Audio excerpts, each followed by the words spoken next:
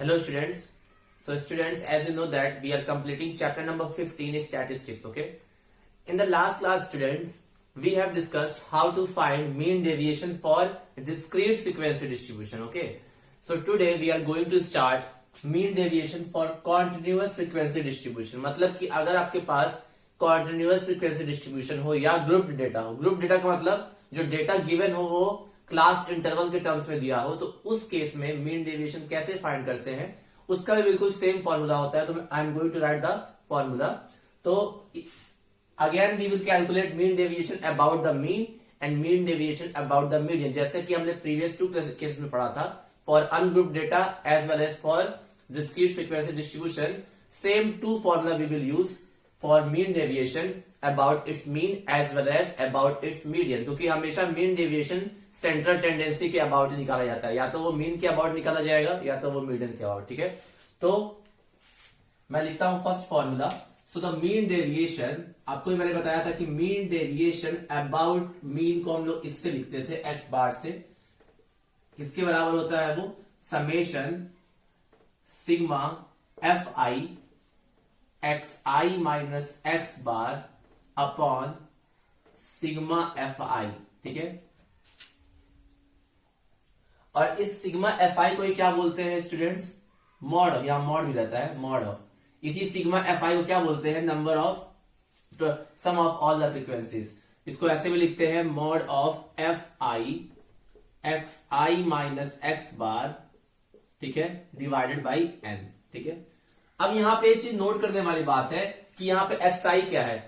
और इसके पहले वाले केसेस में एक्स आई को देखना बहुत आसान होता था क्योंकि एक्स आई का एक कॉलम बना होता था. इस वाले क्वेश्चन इस तरह के क्वेश्चन में जब कॉन्टिन्यूअस फ्रीक्वेंसी डिस्ट्रीब्यूशन होगा तो वहां पे आपको एक्स आई डायरेक्टली नहीं दिखेगा. वहां पे आप क्या करोगे, वहां पे आपको क्लास इंटरवल दिया होगा. तो क्लास इंटरवल जब दिया होता है तो एक्स आई क्या निकालते हैं? एक्स आई का मतलब होता है उसकी mid value.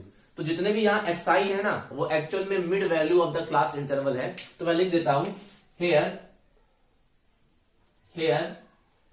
X i is mid value. ठीक है, मिड वैल्यू. अभी मैं क्वेश्चन जब कराऊंगा तो आपको क्लियर होगा. X i is the mid value and x bar is mean. ठीक है, एंड एफ आई का मतलब number of frequency of the corresponding data and n is equal to the sum of all frequency. ठीक है, तो केवल 2 का मतलब हमें जानना जरूरी था. एक कि एक्स आई इस केस में जो एक्स आई है वो क्लास इंटरवल की मिड वैल्यूज होगी. ठीक है, अच्छा, उसके बाद एक ये तो फॉर्मूला हो गया मीन डेविएशन अबाउट मीन. दूसरा जो फॉर्मूला है student, mean deviation about median. ठीक है, तो इस केस में कुछ ज्यादा फर्क नहीं पड़ता है, वही सेम फॉर्मूला होता है एफ आई. एक मिनट, फॉर्मूला बिल्कुल जैसा हमने पढ़ा था डिस्क्रीट फ्रीक्वेंसी डिस्ट्रीब्यूशन के लिए, इसका भी फॉर्मूला बिल्कुल सेम होता है. बस एक्स आई यहां पर क्या होती है? Mid value. बाकी सारी चीजें सेम होती हैं. तो एफ आई एक्स आई माइनस एम, क्योंकि अबाउट मीडियन निकालना है तो x I minus m divided by sigma F i. और इसी सिग्मा एफ आई को क्या लिखते हैं स्टूडेंट? इसी सिग्मा एफ आई को हम लोग लिखते हैं कैपिटल एन. ठीक है,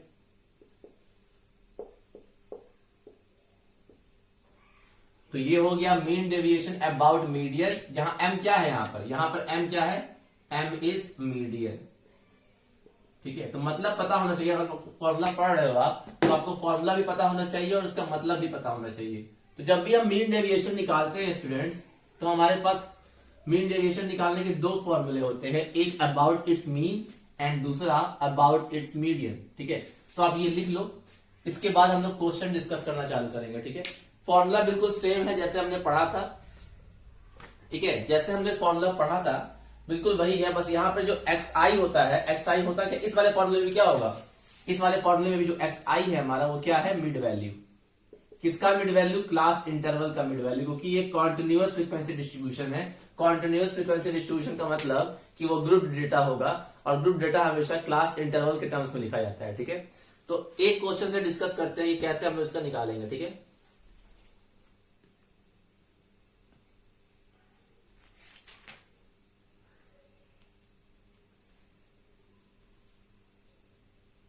चलिए, आई होप आपने ये नोट कर लिया हो. तो फॉर्मूला बिल्कुल सेम है जैसे हमने डिस्क्रीट फ्रीक्वेंसी डिस्ट्रीब्यूशन के लिए पढ़ा था, बस यहाँ पे एक्स आई क्या है, मिड वैल्यू। अब एक क्वेश्चन से डिस्कस करते हैं स्टूडेंट, ठीक है। बिल्कुल वही प्रोसीजर है, वही मेथड है, बस थोड़ा सा चेंज है इसमें, बाकी सब कुछ सेम है। अब आप जो मेथड यूज करते थे ग्रुप फ्रीक्वेंसी डिस्ट्रीब्यूशन का मीन और मीडियन निकालने के लिए, वो मेथड यहां यूज करोगे, बाकी सब चीज तो सेम ही है, ठीक है। तो मैं क्वेश्चन लिख देता हूं, उसके बाद हम लोग डिस्कस करेंगे how to solve this type of questions, okay.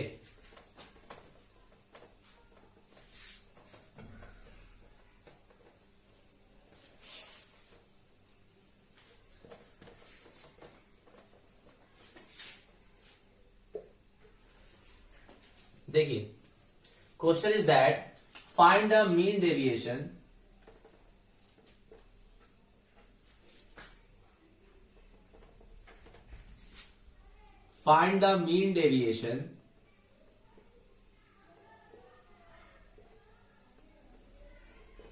find the mean deviation about mean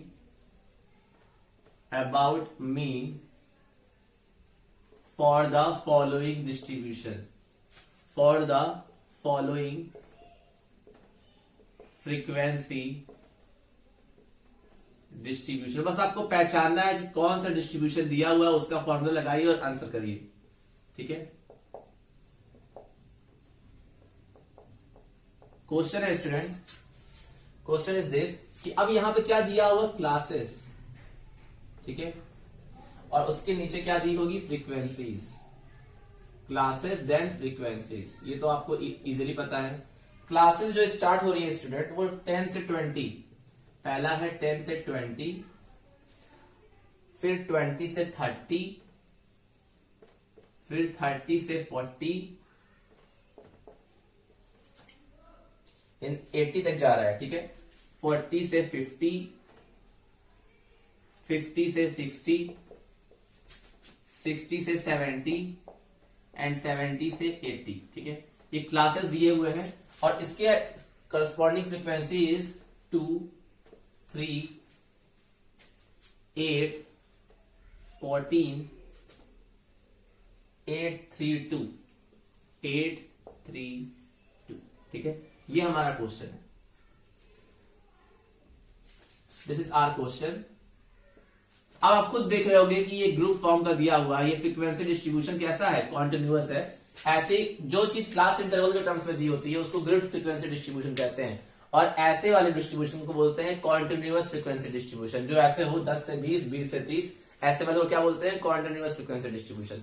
तो इसके लिए हमें करना क्या होगा स्टूडेंट, हम लोग वही चीज करेंगे, पहले यहां पे लिखेंगे क्लासेस, ठीक है, जो दिया हुआ है क्लासेस, ठीक है।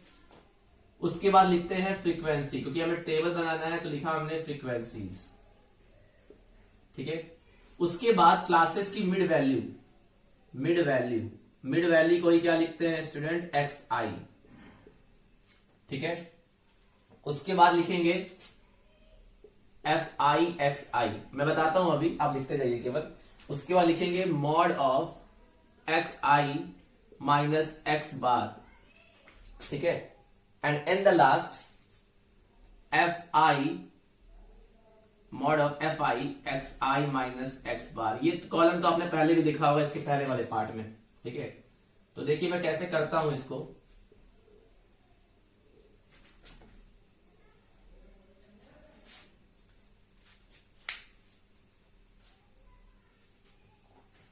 ये पूरे का भी मॉड लगा सकते हो या इसका भी मॉड लगा सकते हो, बात वही है।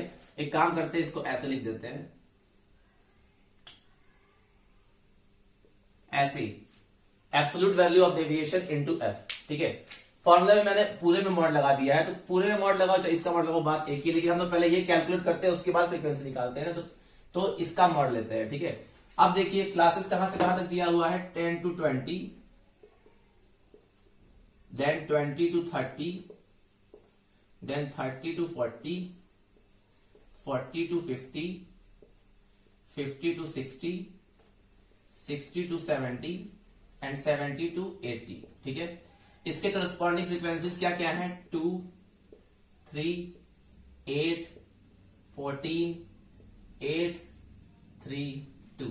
मिड वैल्यू का मतलब xi। मिड वैल्यू कैसे निकालते हैं, दोनों को ऐड करके 2 से डिवाइड कर दीजिए, तो 10 और 20 30 और 30 का आधा 15। ठीक है, अब देखिए, अब आपको लिखना बहुत इजी होता है। आप देखो कि हर एक इंटरवल में 10-10 का डिफरेंस है, तो इसी वैल्यूज में 10-10 ऐड करते जाओ। ये भी एक तरीका है, या सबका आधा आधा निकालते जाओ। एक का निकाल लोगे और सब में क्लास साइज ऐड करते जाओगे तो आपको नेक्स्ट मिड वैल्यूज मिलती जाएगी। अगर आपको ऐसा नहीं समझ में आ रहा है तो आप निकालते जाओ। ये 15 है तो ये वाला 25 हो जाएगा, इन दोनों को ऐड करके 2 से डिवाइड करोगे तो 25 आ गया। ये हो जाएगा 35, ये हो जाएगा 45, ये हो जाएगा 55, ये हो जाएगा 65 और ये हो जाएगा 75। तो मिड वैल्यूज मिल गई। अब fi xi का कॉलम क्यों बनाया है, क्योंकि हमें जब मीन निकालना होता है, क्योंकि याद करो जब मीन का फॉर्मूला क्या होता है, sigma fi xi upon sigma fi। तो उसके लिए हमें fi xi पता होना चाहिए, इसीलिए क्योंकि हमें अबाउट मीन निकालना था। अबाउट मीन निकालना है तो fi xi का कॉलम बनाते हैं, मैंने कल बताया था। और अगर अबाउट मीडियन निकालना है तो क्यूमुलेटिव फ्रीक्वेंसी का कॉलम बनाते हैं, cf का। ठीक है, तो बस यहां मीन निकालना है, इसलिए पहले fi xi का कॉलम बनाए। तो fi xi करिए आप, तो 2 इंटू 15 ये हो गया 30, 3 इंटू 25 ये हो गया 75, 8 इंटू 35 कितना हो गया, 8 5 40, 280। ठीक है, 14 इंटू 45 इसको मल्टीप्लाई करते हैं, 14 5 70, कैरी 7, 14 4 56 और 7 630। ठीक है, 55 8 440, 65 3 195 एंड 2 इंटू 75 150। ठीक है, इन सभी वैल्यूज को आप ऐड करेंगे स्टूडेंट यहां पर, तो आपको सिग्मा fi xi मिलेगा। ठीक है, और सिग्मा fi xi जो आएगा, इन सबको आप ऐड करेंगे तो 1800 आएगा। ठीक है, 1800। अब सबको ऐड कर लेना तो आपको क्या मिल जाएगा, सिग्मा fi xi।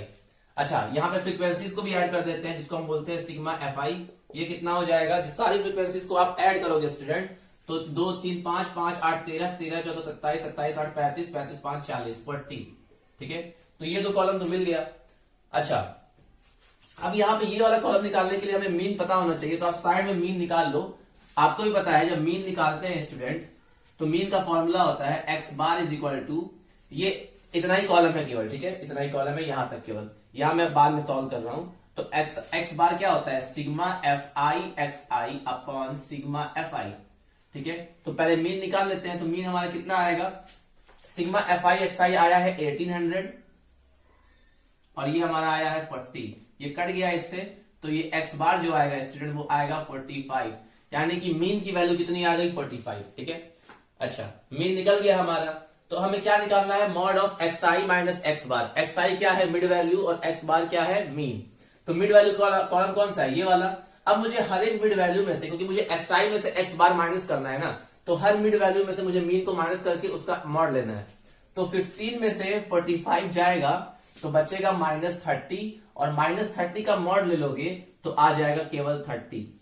ठीक है, ऐसे 25 में से 45 माइनस करोगे तो आ जाएगा 20, और 20 का मॉड -20 का मॉड लोगे तो 20 ही आएगा।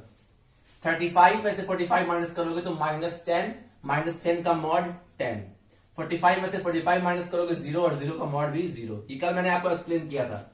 55 में से 45 माइनस करोगे, क्योंकि मुझे xi में से x बार को माइनस करना और उसका मॉड लेना है, तो अगर 55 माइनस 45 करेंगे तो 10, और 10 का मॉड तो 10 ही होगा। 65 में से 45 माइनस करेंगे तो 20, और 75 में से 45 माइनस करेंगे तो 30। ठीक है, ये हमारा आ गया mod of xi minus x बार। ठीक है, अच्छा अब देखिए, अब मुझे नेक्स्ट कॉलम में इसमें किसका मल्टीप्लाई कर देना है, फ्रीक्वेंसी का। इसी को तो बोलते हैं fi, यही तो हमारा fi होता है। तो आप फ्रीक्वेंसीज को इस मॉड वाले से मल्टीप्लाई कर दो, क्योंकि मुझे ये वाला कॉलम चाहिए। ठीक है, तो 2 into 30 will be equal to 60। वही मेथड जो हमने लास्ट क्वेश्चन में किया था, बस यहाँ पे मीन निकालना है, निकालने के लिए हमने मिड वैल्यूज निकाला है, दैट्स ऑल। बाकी सब चीजें सेम है पहले जैसी। 3 इंटू 20 ये भी कितना हो गया, 60। 8 इंटू 10 ये हो गया 80। 14 इंटू 0 ये हो गया 0। 8 इंटू 55 सॉरी 8 इंटू 10 ये आ गया 80, फिर 3 इंटू 20 ये हो गया 60 और 2 इंटू 30 ये अगेन 60। ठीक है, तो आपको देख रहे होगे आपने fi mod of xi minus x बार निकाल लिया। अब आपको इन सबको ऐड करना है तो सबको ऐड करोगे तो आपको क्या मिलेगा, sigma fi mod of xi minus x बार, क्योंकि जब सबको ऐड कर दोगे तो वो सिग्मा से रिप्रेजेंट किया जाएगा, तो इस सबको ऐड कर देंगे तो वो क्या रिप्रेजेंट करेगा, sigma fi mod of xi minus x बार। इन सबको ऐड करते हैं हम लोग, 60 60 120 120 और 80 200 280 340 और 60 400। ठीक है, तो ये हमारा जो आएगा ये कितना आएगा 400। ठीक है, तो मतलब कि हमने वो सारी चीजें निकाल ली जो हमें मीन डेविएशन निकालने के लिए जरूरत थी। ठीक है, तो अब मीन डेविएशन अबाउट मीन निकालना है ना, मीन डेविएशन अबाउट मीन निकालना है।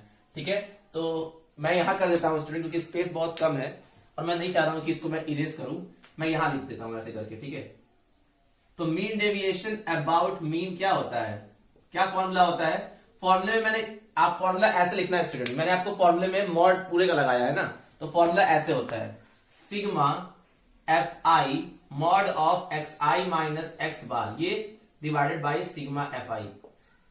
वैसे तो जो मैंने पहले फॉर्मूला लिखा था वो भी सही है, आपने पूरे का मॉड लगाया था, पूरे का नहीं, आप पहले xi माइनस x का मॉड निकाल के fi से मल्टीप्लाई कर लो, उसका समेशन ले लो, क्योंकि यही वाला फॉर्मूला मैंने कल भी बताया था।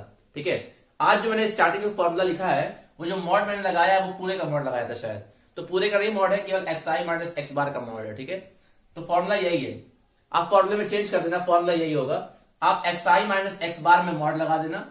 जो मैंने पहले फॉर्मूला लिखा था ना स्टार्टिंग में, वहां मैंने पूरे पे मॉड लगाया था, मतलब कि fi के पहले लगाया था मॉड और इसके बाद में लगाया था, तो वो नहीं करना है, आपको केवल xi माइनस x बार में मॉड लगाना है और उसमें इंटू fi करना है, उसका समेशन देना है। तो आपने ये वैल्यूज निकाल लिया, तो आपने ये वैल्यू निकाली है ऑलरेडी, ये वैल्यू कितना आया है स्टूडेंट 400, यही तो आया है 400, और fi की वैल्यू आपने 40 निकाली है, अबाउट 40, तो इसको डिवाइड करोगे तो आंसर कितना आ जाएगा 10। ठीक है, तो बिल्कुल उसी तरह से आंसर हमने निकाला है जैसे हमने कल सॉल्व किया था फॉर डिस्क्रीट फ्रीक्वेंसी डिस्ट्रीब्यूशन। तो मेथड बिल्कुल सेम है, बस फ्रीक्वेंसी डिस्ट्रीब्यूशन चेंज हो गया, यहाँ पे बस कॉन्टिन्यूअस फ्रीक्वेंसी डिस्ट्रीब्यूशन है, इसके पहले वाले में क्या था, डिस्क्रीट फ्रीक्वेंसी डिस्ट्रीब्यूशन। ठीक है, तो आई होप ये क्लियर हुआ हो। दो चीजें दी हुई थी, क्लासेस और फ्रीक्वेंसी दी हुई थी, तो वो टेबल में रहेगा। फिर हमको जब हमको कॉन्टिन्यूअस फ्रीक्वेंसी डिस्ट्रीब्यूशन दिया होता है तो हमें मिड वैल्यू निकालनी होती है, दैट इज xi, तो पहले हमने मिड वैल्यू का कॉलम बना दिया। अब क्योंकि अबाउट मीन निकालना था, तो मीन के लिए हमें क्या चाहिए होता है, sigma fi xi upon sigma fi, f तो दिया है लेकिन fi xi निकालना पड़ेगा, इसके लिए अलग कॉलम बना लिया। उसके बाद हमें डेविएशन निकालना होता है, उसकी एब्सोल्यूट वैल्यू निकालनी होती है, तो xi माइनस x बार का मॉड निकाला, और फिर in the next column fi इसको किससे मल्टीप्लाई कर दिया, फ्रीक्वेंसी से, तो हमें क्या मिल गया, fi mod of xi minus x बार, फिर निकाला, फॉर्मूले में अप्लाई किया, आंसर आ गया। ठीक है, तो इस तरह से हम इस तरह क्वेश्चन सॉल्व कर सकते हैं। अब एक क्वेश्चन बताते हैं अबाउट मीडियन। ठीक है, आपने जो फॉर्मूला लिखा है स्टूडेंट, मैं आपको करेक्ट करवा देता हूं, जो मैंने स्टार्टिंग में आपको फॉर्मूला लिखवाया है अभी,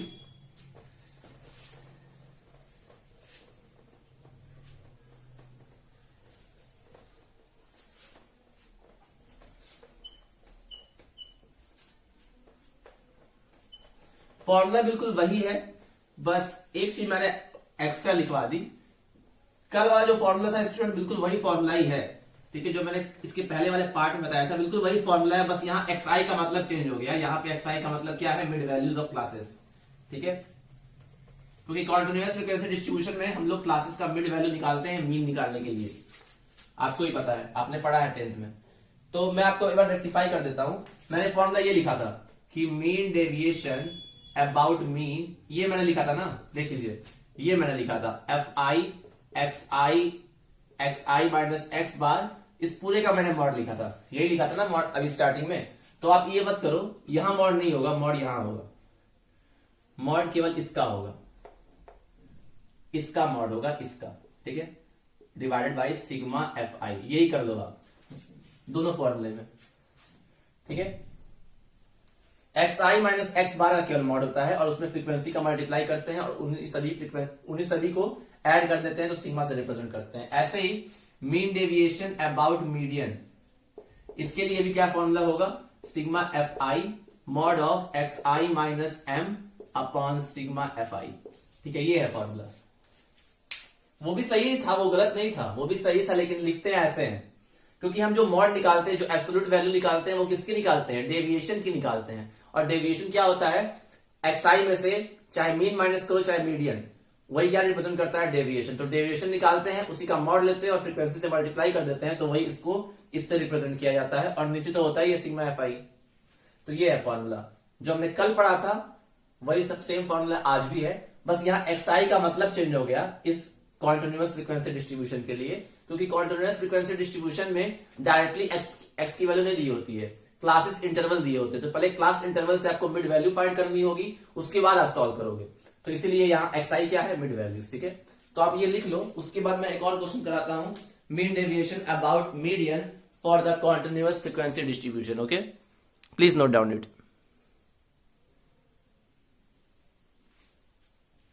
Now student, next question is again same.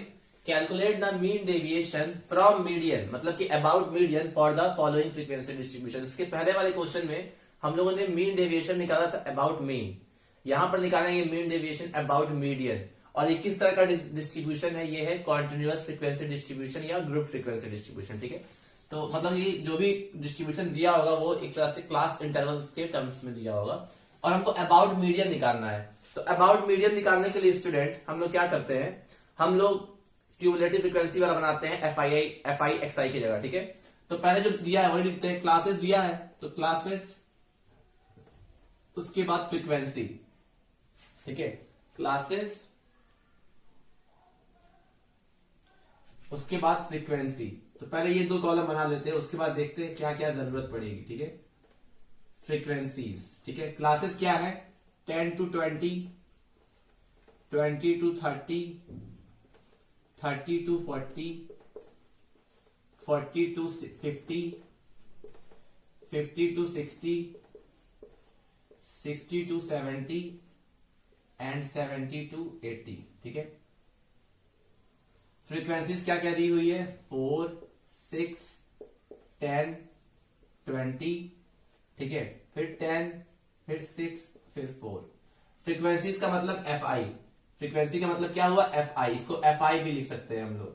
ठीक है, उसके बाद हमको मिड वैल्यूज चाहिए होती है, तो मिड वैल्यूज लिखते हैं, मिड वैल्यू। ठीक है, मिड वैल्यू, और मिड वैल्यू होता क्या है स्टूडेंट, एक्स आई। उसके बाद अब देखो मिड वैल्यू तो आप निकालोगे ही, साथ साथ हमको अबाउट मीडियन निकालना है, तो हमें क्यूमुलेटिव फ्रीक्वेंसी का भी वो चाहिए होगा, क्या, कॉलम। ठीक है, क्योंकि हमें मीडियन निकालना है। उसके बाद हमें डेविएशन निकालना होगा, that is mod of x I minus m. ठीक है, उसकी mod of x I minus m. F i क्या है, फ्रीक्वेंसीज है। ठीक है, तो इतने आपको कॉलम चाहिए होंगे स्टूडेंट सॉल्व करने के लिए इसको। तो पहले आप कॉलम बना लोगे।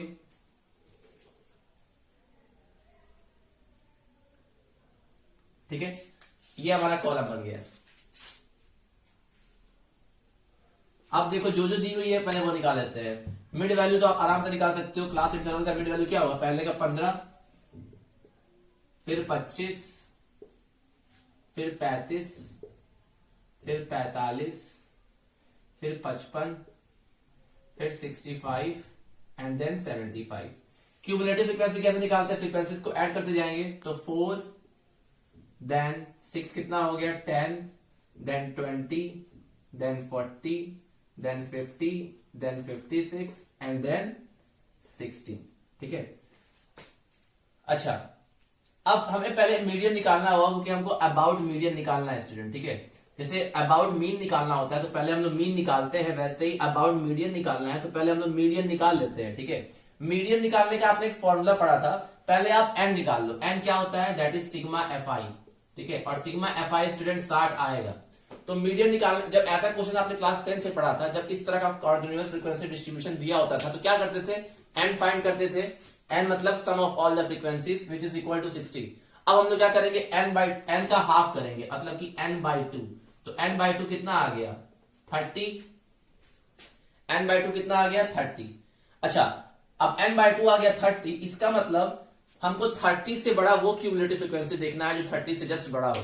तो आप क्यूमुलेटिव फ्रीक्वेंसी देखो, यहाँ पे 4 है, यहाँ पे 10 है, यहाँ पे 20 है, यहाँ 40 है। 30 से जस्ट बड़ा क्यूमुलेटिव फ्रीक्वेंसी कौन सा है? 40। तो 40 के करस्पॉन्डिंग जो भी क्लास इंटरवल होगा वो हमारा क्या हो जाएगा? Median class. याद है मीडियन निकालने के लिए करते थे, तो यानी कि मीडियन क्लास क्या हो जाएगी हमारी, क्योंकि हमें मीडियन पहले निकालना होगा, तो पहले मीडियन निकालने के लिए मीडियन क्लास मिला देते हैं। तो मीडियन क्लास हो जाएगा 40 से 50। I hope student it is visible to you. ठीक है, हाँ विजिबल है। तो मीडियन निकालने के लिए पहले n निकालते हैं, that is sum of all the frequencies, और 60 है तो n/2 निकालते हैं, कितना हो गया? 30। फिर मीडियन क्लास निकालने के लिए हम लोग क्या करते हैं?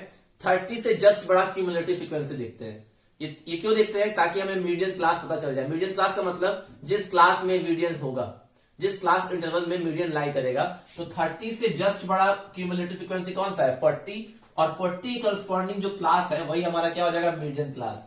तो जब मीडियन क्लास पता चल गया तो यानी कि L कितना हो गया? L हो गया 40, H कितना हो गया?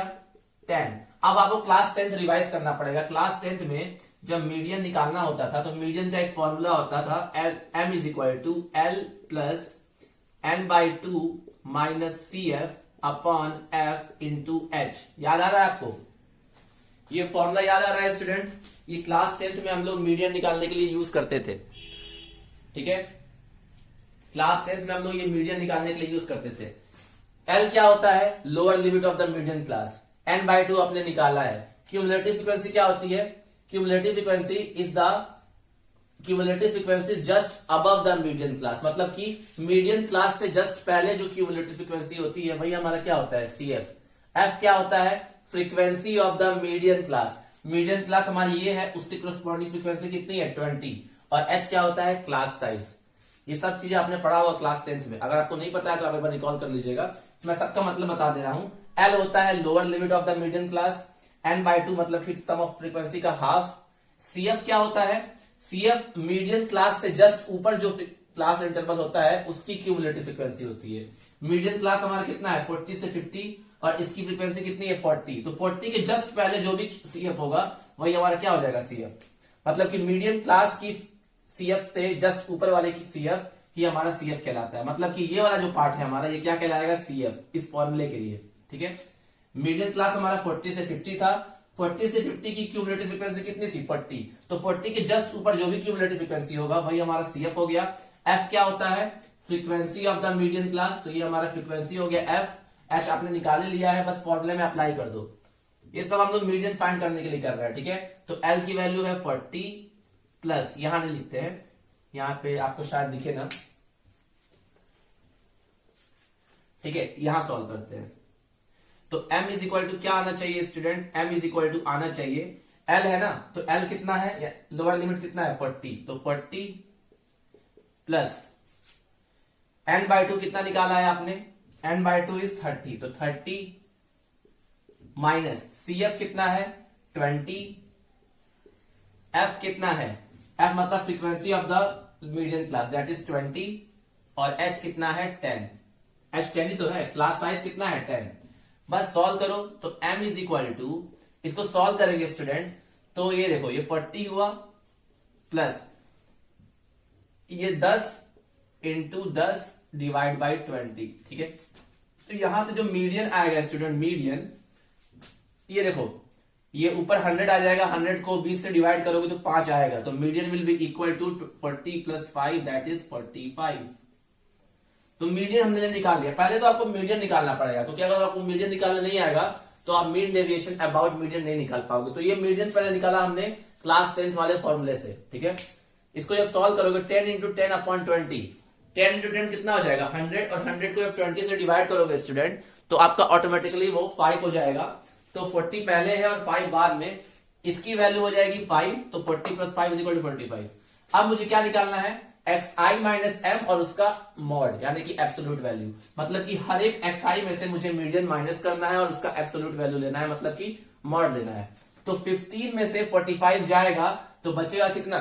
15 में से 45 जाएगा तो बचेगा -30, और -30 का मॉड 30, क्योंकि मॉड लेना है तो पॉजिटिव वैल्यू लिखनी है। ऐसे 25 में से 45 जाएगा तो 25 में से 45 अगर गया तो कितना आ जाएगा? -20, और -20 का मॉड 20। ठीक है, अच्छा, ऐसे ही 35 में से 45 जाएगा तो -10 और -10 का मॉड 10, 45 में से 45 गया तो 0, 55 में से 45 गया 10 और 10 का मॉड तो 10 ही होगा, 65 में से 45 जाएगा तो 20 एंड 75 में से 45 जाएगा तो 30। ठीक है, ये हमने निकाल लिया mod of xi minus m।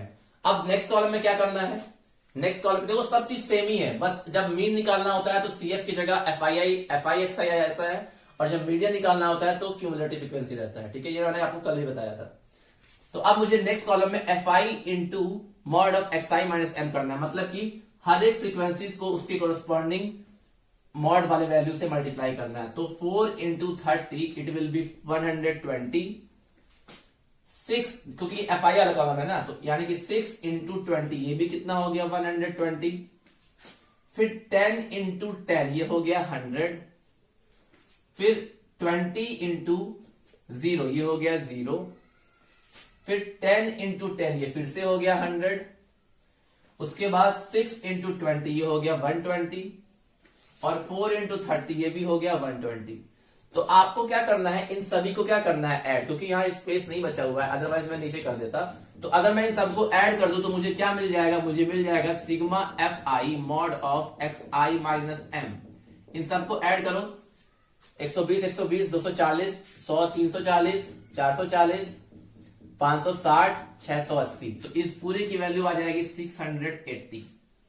ठीक है, और सिग्मा FI तो आपने निकाला ही है, सिग्मा FI हमारा क्या होता है m which is equal to 60। तो मीन डेविएशन अबाउट मीडियन का फॉर्मूला क्या होता है, सिग्मा FI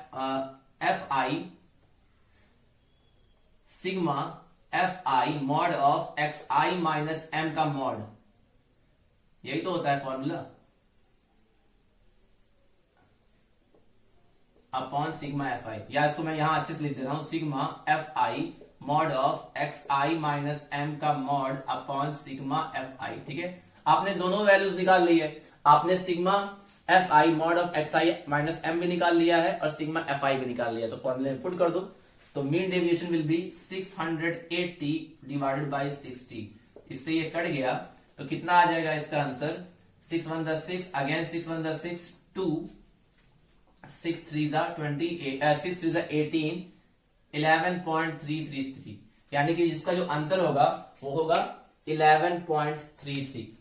तो यानी कि मीन डेविएशन अबाउट मीडियन कितना आ गया 11.33। तो प्रोसेस बिल्कुल वही है स्टूडेंट्स, अगर आपको अबाउट मीडियन निकालना है या अबाउट मीन, फॉर्मूला तो सेम है दोनों का ही, बस मीन के थ्रू निकालना होगा तो यहाँ m की जगह x बार आ जाएगा, और अगर मीडियन के थ्रू निकालना होगा तो यहाँ m आ जाएगा।